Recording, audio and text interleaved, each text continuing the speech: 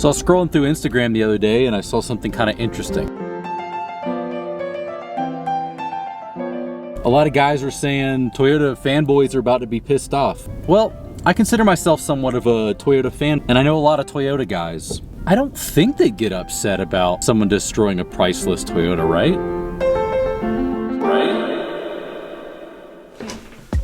If you're unfamiliar with his content, he basically does extreme testing to trucks. And sometimes they end up destroyed. Well, almost all the time they end up destroyed. I'm guessing this Hilux isn't going to be completely intact by the end of this. But that being said, let's go ahead and start with this one. This one is called I Bought the World's Most Indestructible Truck.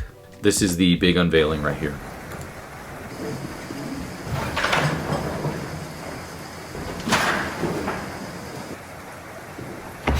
The outfit. The outfit.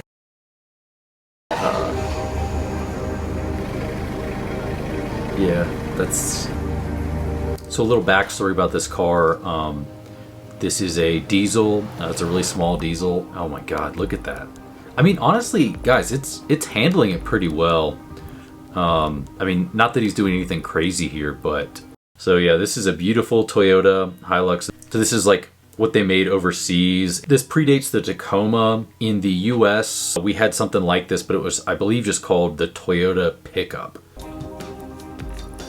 Oh man, look how clean. Yeah, this is a really great example of this. I mean, this is like a 30-year-old truck at this point, and this thing looks pretty much brand new. He must have found like one with basically the best condition in the country. This is really clean.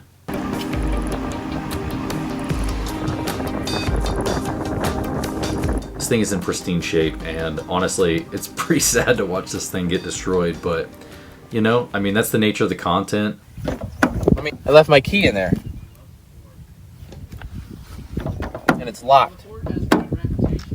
You could see the door's actually unlocked in the back right there. What should I do? Oh, there's only one thing that you can... Let's bring it out. Bring out the fork.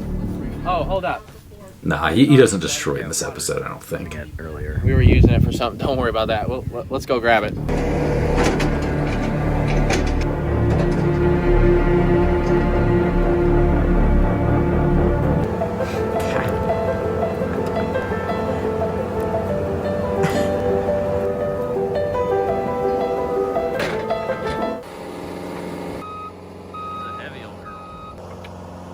For like, there's not much to talk. It's just a clean old Toyota truck. Cold air intake installed. He's got a snorkel on top and on the bottom, so it would suck. What's this?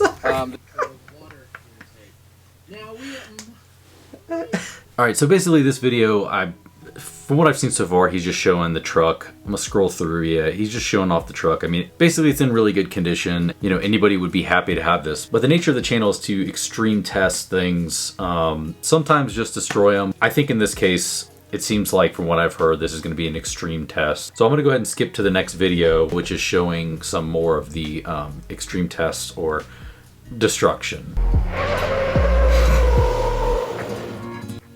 Welcome, friends. Yeah, so he's actually a pretty good driver. I know he did the Freedom 500. I mean, it's basically reckless driving. Will it really hold up? So today, we're just gonna see what it's like a normal day on the farm. Normal conditions, what a normal person would do averagely.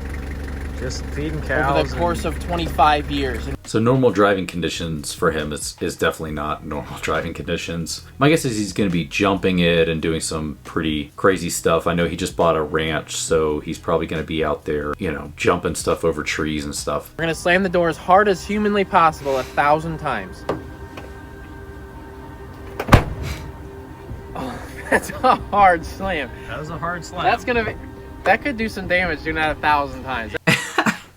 Okay, so I don't know if he's actually going to do it 1,000 times. We made it 5 door slams and the handle doesn't work. So yeah, a lot of 80s and 90s vehicles in general, just the mechanics of them are really simple. There's probably just a little part that actually moves mechanically when you do it. and the locking is just moving it down. There's some electronic stuff, but it's definitely not like we have today. If anything breaks on this, you can probably fix it yourself, and my guess is probably isn't going to break it. If anything, maybe something will pull loose. It's usually something you can kind of go back in there and fix. Here, so That definitely. All right, the first damage to the vehicle so far. The entire door got dented up.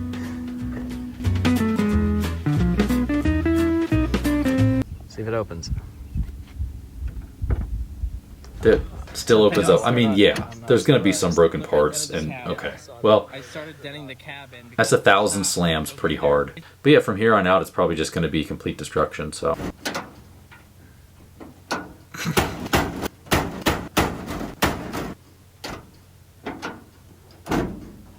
That's pretty impressive, actually. Yeah, that's. We're bending the latches a little bit, but it still works fine.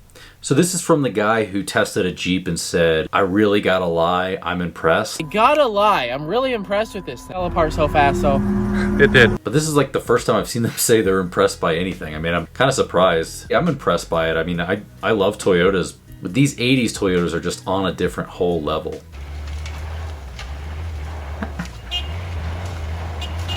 Okay.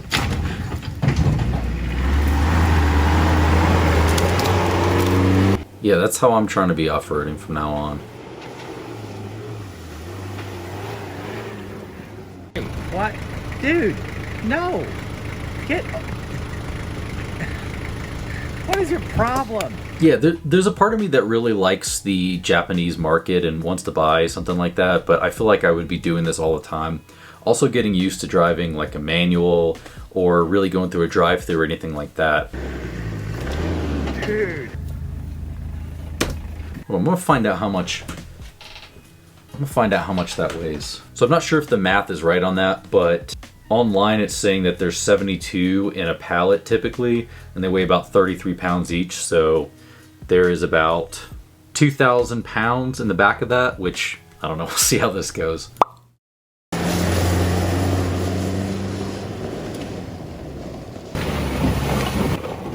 I'm actually pretty impressed. I mean, it's got 2,000 something pounds on the back of it, and it's going through mud here, and I'm not sure if he's in four-wheel low or what he's doing, but it's not getting stuck at all. I guess there's something to be said that maybe because the back is weighted down, it's able to get more grip, but it's holding on pretty well, and it's gripping pretty good. Diesel engines are pretty torquey, so even in four-wheel high, he's probably getting pretty good grip, but this is, my guess is four-wheel low. Yeah, I don't know how that did that. Yes, I don't know either. That's... How did that do that? I thought for sure the axle was gonna, like I was getting air in the front every time.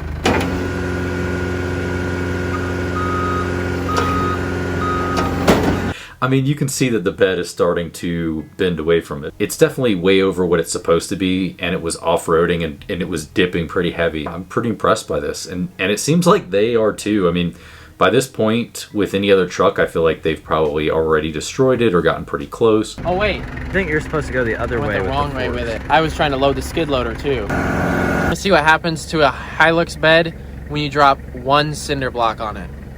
Just one? Yeah. Yeah, this isn't going to go well. Oh, a pallet. A pallet of cinder. It didn't even break the back window. Fuck blows my mind, dude. It's blowing my mind too. They have a headache rack from the factory so the glass didn't break. This is probably an extreme example of Toyota at their best building, mechanical and least electronic. It's probably going to be the best made. I honestly thought that this was going to be destroyed by this point. I'm pretty impressed. I think that Toyota fanboys are probably watching this pretty happy about it. I'm sure that he's not going to let it go undestroyed.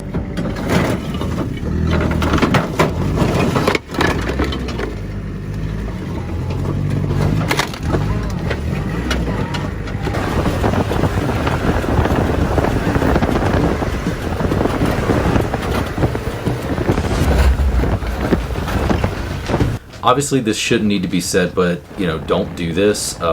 You can see these bricks flying off, and it looks like they're actually spinning kind of towards the chase camera. Rough. This thing is insanely durable. Like I've never, this is off the charts. I've never seen anything.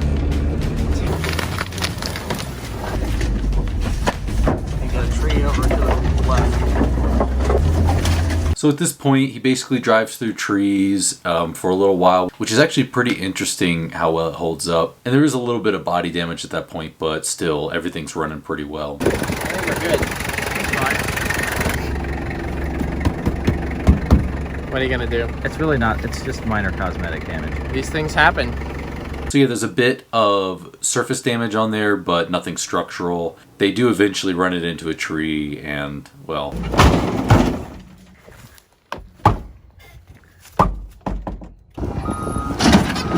Alright, so it looks like there is going to be a part 2, or, well, a part 3 actually. I'm sure in the next one he'll be able to destroy it. I know there was a lot of guys in his DMs going crazy, Toyota guys in forums going nuts. And this is a pristine example of one of the best trucks that Toyota's ever built. But getting upset over it isn't really going to help anything. I think this truck held up pretty good. It's a diesel, so pretty much the engine's going to be pretty solid for hundreds of thousands of miles. The body was built in the 80s, I believe, actually. And yeah, back then, things in the exterior were built without plastic like they are now. I mean, I'm sure if you tried this with another Toyota, you'd have all kinds of parts coming off of it. But yeah, I think it held up pretty well, and I'm excited to see part 2, even though I know that that's probably going to be the destruction of this beautiful truck.